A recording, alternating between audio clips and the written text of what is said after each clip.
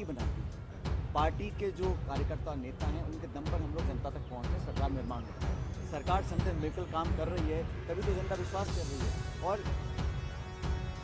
भविष्य में लोग जानते हैं कि भारतीय जनता पार्टी के पास कोई विजन नहीं है। आज भी आप देखिए 4.5 साल हो गए, भाजपा ने सदन के अंदर सदन के बाहर कभी भी ये कोई अपना विजन, कोई अपनी सोच, कोई अपनी रोड मैप राजस्थान के बारे में नहीं दी है।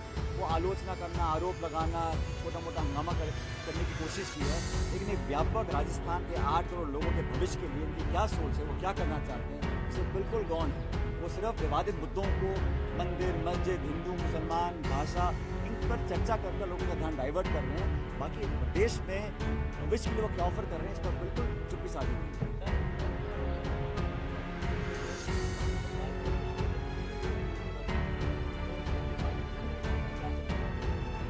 सवाल क्या है? ये तो स्टेटमेंट है ना, आपका सवाल क्या है?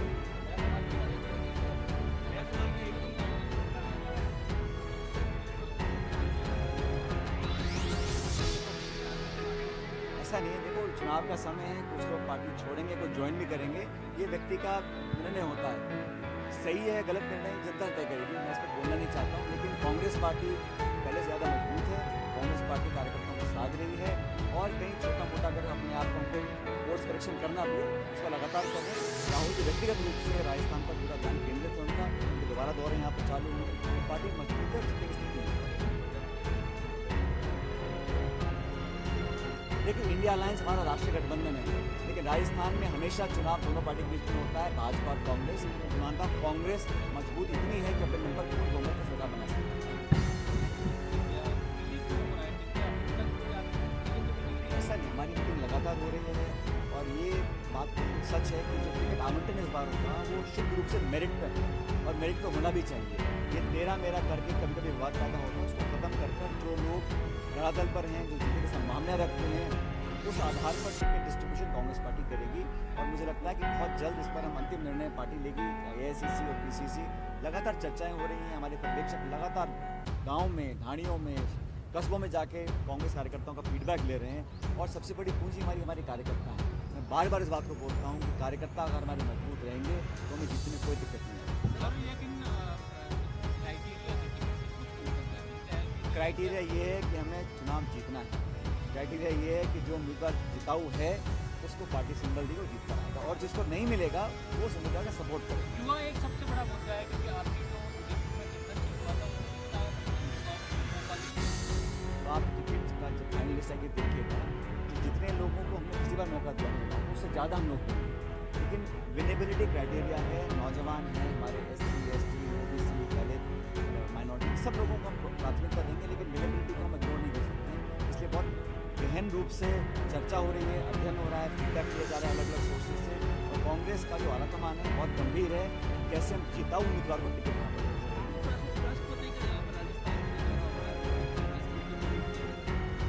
नहीं, इसको हम कमेंट नहीं करना चाहिए।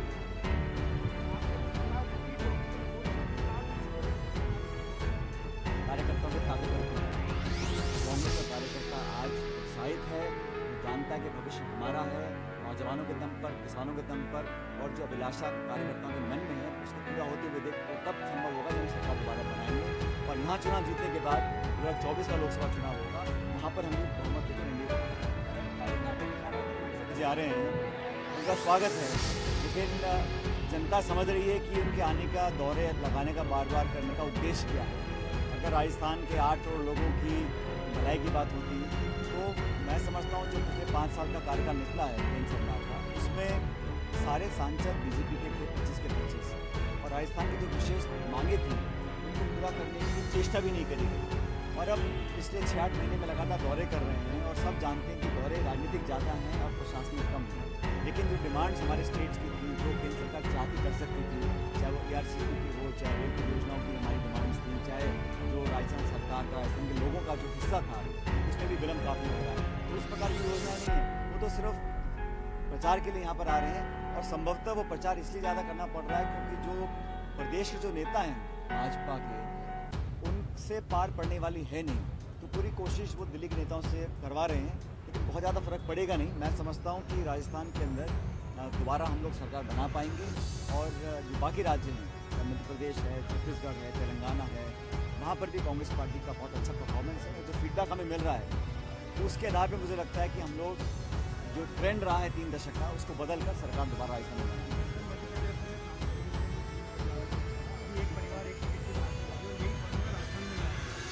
भारतीय जनता पार्टी का क्या फॉर्मूला है, क्या रणनीति है, किसको टिकट दे रहे हैं, नहीं दे रहे हैं, किसका ट्रैक है, वो उनका अनूठी मामला है।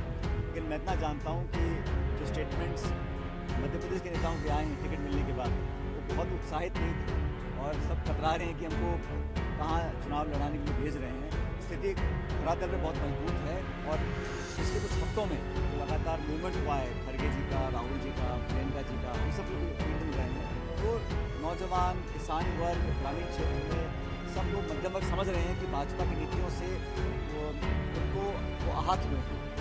आर्थिक जो अपॉर्चुनिटीज़ थी, संभावनाएं कम हुई हैं, रोजगार लग नहीं रहे हैं, महंगाई आसमान छू रही है और लगातार जो ये प्रचार और भाषण और विवादित जो एक माहौल बनाने की कोशिश की जा रही है, उससे भी लोग पसंद नहीं कर रहा है। बेवजह हर चीज़ पर, मुद्दे पर कन्फ्यूजन क्रिएट करना, अफवाह पैदा करना और नारे अब लोग सुनकर थक गए हैं, नारे पुराने हो गए, लोग विकास चाहते हैं। 10 साल का समय दिया है भाजपा की सरकार को, पूर्ण बहुमत की सरकार, हमारी सरकार कोalition सरकार थी, फिर भी हम लोगों ने नरेगा हो, गरीबी उन्मूलन हो, तमाम तरह की योजनाएं बनाई।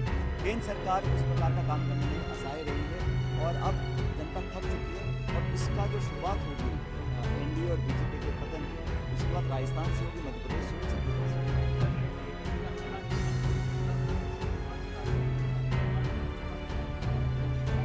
ये सब पुरानी बातें अब सब भूल हो चुकी हैं, ट्रेंड बदल रहे हैं। पहले कहते थे कि पश्चिमी राजस्थान में कांग्रेस मजबूत रहती है, ईस्ट में नहीं रहती है। दूसरे चुनाव में हम लोग ईस्ट में अच्छा परफॉर्म किए, मेवाड़ मारवाड़ दोनों में अच्छा परफॉर्म किए, तो लगातार स्थिति बदलती रहती है।